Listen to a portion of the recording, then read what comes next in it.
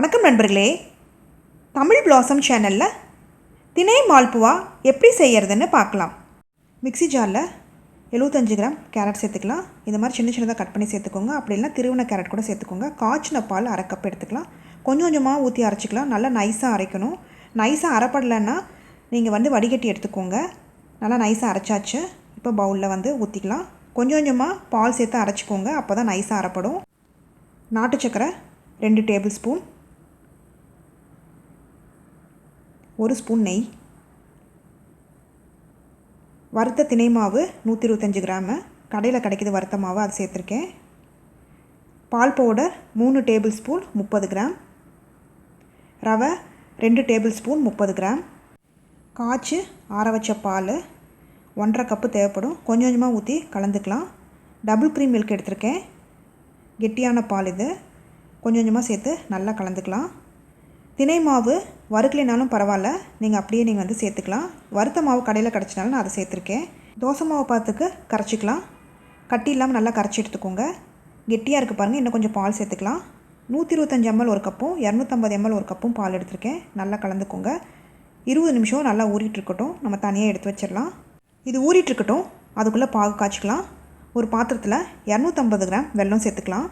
இது குப்பை இல்லாத வெல்லம், அதனால் அப்படியே சேர்த்துக்கிறேன். 1 கப்பு இதுக்கு தண்ணி சேர்த்துக்கலாம்.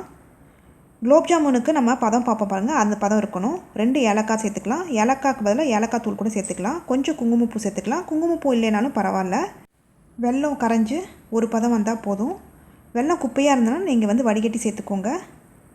இப்போ நம்ம செக் பண்ணிக்கலாம். ஒரு பதம் வந்துருச்சு. இப்போ நம்ம அடுப்பு ஆஃப் பண்ணலாம். தனியாக இருக்கட்டும். பாருங்கள், கொஞ்சம் கெட்டியாயிருச்சு. நல்லா ஊறி ரவையெல்லாம். இப்போ நம்ம கொஞ்சமாக பால் சேர்த்துக்கலாம்.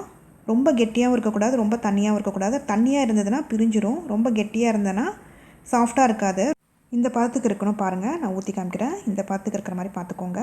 இது நெய்லையும் செய்யலாம், எண்ணெயிலையும் செய்யலாம். நான் நெய்யில் செய்கிறேன். இந்த அளவுக்கு தான் இருக்கணும் நெய். பாருங்கள், நல்லா சூடாயிடுச்சு. இப்போ சிம்மில் வச்சுட்டு ஊற்றுங்க. 1 கரண்டி ஊற்றிருக்கேன். அது அப்படியே மேலே எந்திரிச்சு வரும். அப்போ திருப்பினா போதும். நடுவில் டிஸ்டர்ப் பண்ணாதீங்க, எல்லாம் பிரிஞ்சிரும். இப்போ திருப்பி போட்டுக்கலாம். நெய் நல்லா காஞ்சோன்னே சிம்மில் வச்சுட்டு இந்த மாவை ஊற்றுங்க. அது அப்படியே மேலே எந்திரிச்சு வரும். அது வரைக்கும் அப்படியே விட்டுருங்க. பாருங்கள், மேலே எந்திரிச்சு வருது. ஃபஸ்ட்டு போட்டால் நம்ம திருப்பி போட்டுக்கலாம். இப்போ பாருங்கள், அது எந்திரிச்சிருச்சு. இதையும் திருப்பி போட்டுக்கலாம். கோல்டன் ப்ரௌன் ஆகணும் 2 பக்கமும். அது வரைக்கும் 2 பக்கமும் திருப்பி போட்டு சிம்லேயே வச்சு வேக வச்சு எடுத்துக்கோங்க. 2 பக்கமும் நல்லா கோல்டன் ப்ரௌன் ஆயிடுச்சு. நெய்யை வடிகட்டிட்டு ஜாகரி சிரப்பில் போட்டுக்கலாம். இதையும் திருப்பி போட்டு 2 பக்கமும் நல்லா கோல்டன் ப்ரௌன் வரைக்கும் வேக வச்சுக்கலாம். பாருங்கள், நல்லா வெந்துருச்சு. இப்போ இதையும் நெய்யை வடிகட்டிட்டு ஜாகரி சிரப்பில் போட்டுடலாம். ஜாகரி சிரப்பு சூடாக இருக்கணும். அப்படி இல்லைன்னா கொஞ்சம் சூடு பண்ணிக்கோங்க. மால்புவா ஜாகரி சிரப்பில் நல்லா முழுகி இருக்கணும். ஒரு 5 நிமிஷத்தில் ஊறிடும். அப்படி ஊறலைன்னா நீங்கள் ஊறுற வரைக்கும் அப்படியே விட்டுருங்க. மிச்சம் இருக்கிற மாவையும் சுட்டு இந்த சிரப்பில் போட்டுருங்க. ஒரு 5லேருந்து 7 நாள் வரைக்கும் ரொம்ப நல்லாயிருக்கும். இந்த மாதிரி ஜாகரி சிரப்பை ஊற்றுங்க. நல்லா ஊறிட்டுருக்கட்டும். இது கூட ரப்தி மேலே ஊற்றி சாப்பிட ரொம்ப நல்லாயிருக்கும். அப்படின்னா ஐஸ்கிரீம் வச்சும் சாப்பிடலாம். நட்ஸு, பாதாம், பிஸ்தா, முந்திரி எதுனாலும் நீங்கள் இதில் சேர்த்துக்கலாம். எவ்வளோ சாஃப்டாக இருக்குது பாருங்கள். நம்ம பார்க்கலாம். ரொம்ப ஜூஸியாக இருக்குது.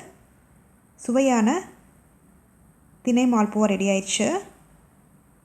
இது நம்ம ஜாகரியில் செஞ்சனால ரொம்ப ஹெல்த்தியும் கூட.